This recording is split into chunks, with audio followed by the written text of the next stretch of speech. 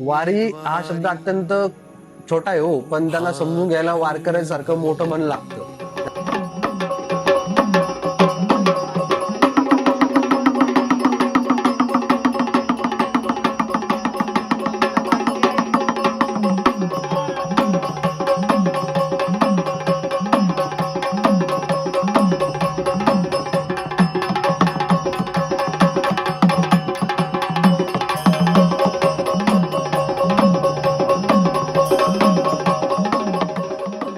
तुम्ही जर आयुष्यात एकदा जरी वारीला गेले तर तुम्ही ती आयुष्यभर विसरू शकत, कारण त्या ठिकाणची जी पवित्रता आहे, जे काही नामघोष चालतो तो अजूनही माझ्या कानातून जात नाहीये. घरी कामाची सारखं सारखं टाळाचा पकवादाचा मृदंगाचा आवाज सारखं नेहमीच मध्ये गुंगल्यासारखं वाटतं. पोरी त्यानं कधी वारी चुकवली नाही. आता भगवान तरी चिरून त्याच्या नावं लागला आपल्याला आपल्या करायचं.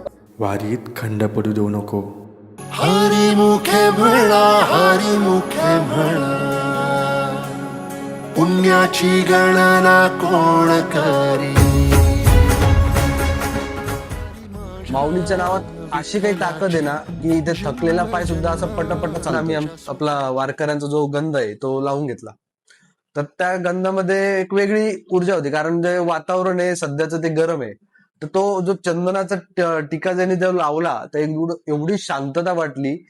लगेच आम्ही पुढे चालत गेलो.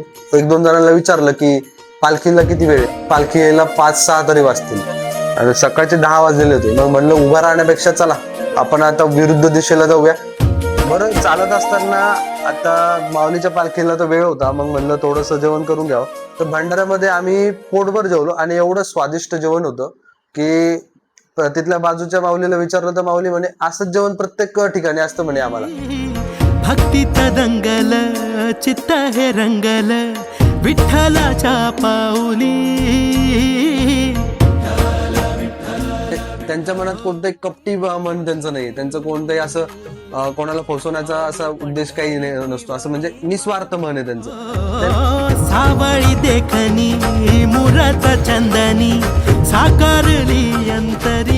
घरी माऊलींचा जर पालखी सोहळा आहे तो जर बघायचा तर तू माऊलींच्या रथाच्या पुढे मागे थांब, तुला सगळं काही भेटेल. तुला सगळं काही जो एकदम वेगळा लुक जो म्हणता येईल आपल्याला पालखीचा, तो तुला त्या भागामध्ये भेटेल. त्याच्यामुळे तू इकडं तिकडं पळत न राहता तू इथंच थांब आणि माऊलीच्या पालखीची वाट बघ. भक्तीत दंगल चित्त हे रंगल विठ्ठलाच्या पाऊली. वारी ही कधी न संपणारी परंपरा आहे. म्हणजे ही अविरत चालणारी गोष्ट आहे, जी की आमच्या आजापज्जापासून चाललेली आहे. भले आम्ही आज वारीला जात नसलो तरी आमच्या मनात जी श्रद्धा आहे ती कोणीही नष्ट करू शकत नाही. जीव पाहिली वारी डोळ्यात चंद्रभागा धावून आली.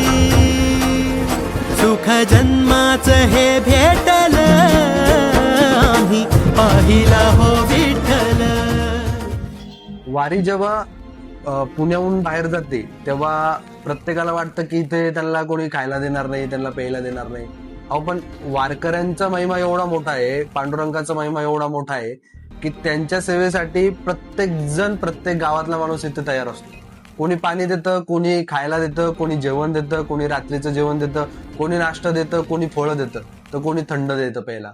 एवढंच नाही तर डॉक्टर लोक त्यांना त्यांच्या सेवेसाठी पायाची मॉलिश असू द्या, त्यांची वैद्यकीय सेवा असू द्या, प्रत्येक गोष्टी त्यांच्यासाठी अवेलेबल असतात. सुख जन्माच हे भेटल आम्ही पाहिला हो विठ्ठल.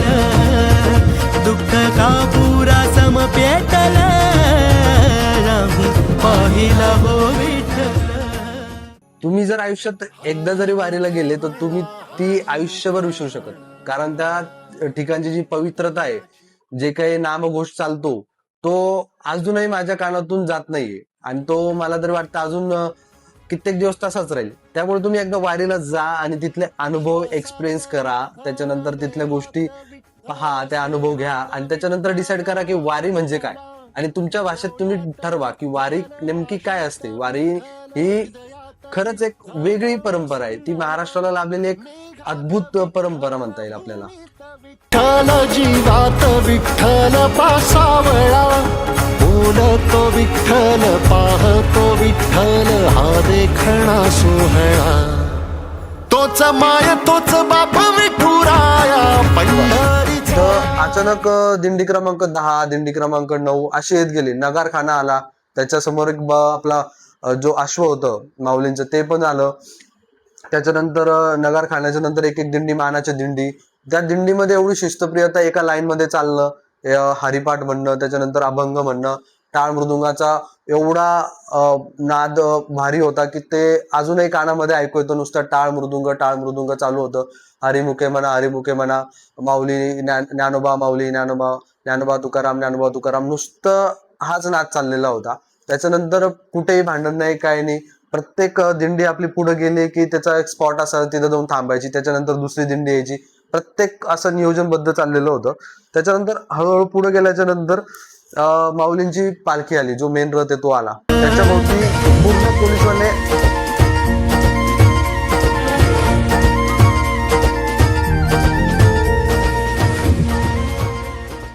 व्हिडिओ आम्ही असा वरतून अँगल धरला.